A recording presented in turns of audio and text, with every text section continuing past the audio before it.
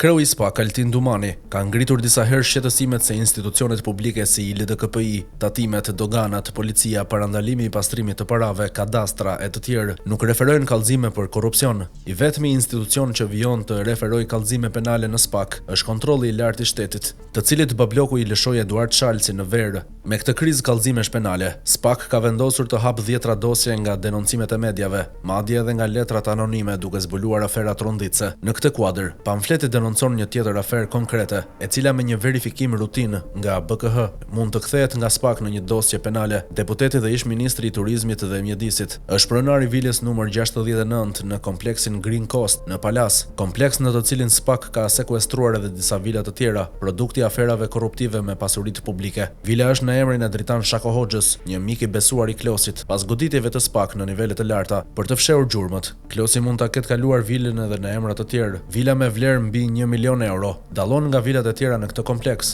pasi ka shtesa pa leje, punime cilësore dhe mobilim prallor. Vetëm mermeri i ardhur nga guroret e skraparit kushton sa një vilë e zakonshme. Kur askush nuk besonte se SPAK do të shemte murin e pandëshkueshmërisë në Shqipëri, Blendi Klosi është kujdesur hap pas hapi gjatë fazës së ndërtimit të vilës. Vila është frekuentuar më pas nga Klosi dhe familja e tij. Si Klosi ashtu edhe Shako Hoxha nuk kanë burime të ligjshme të ardhurash për të blerë dhe mbuluar një pasuri të tillë. Jo vetëm kaq, Blendi Klosi jeton në apartamentin numër 81 me sipërfaqe 368 metër katror në katin e 12 në pallatin Park Gate, pranë parkut të liçenit përballë fakultetit ekonomik. Këtë apartament me vlerë mbi 500.000 euro, Klosi e ka fshehur në emrin e një tjetër të besuarit të tij. Për të shpëtuar SPAK, Klosi ka bërë një kontratë qiraje fiktive.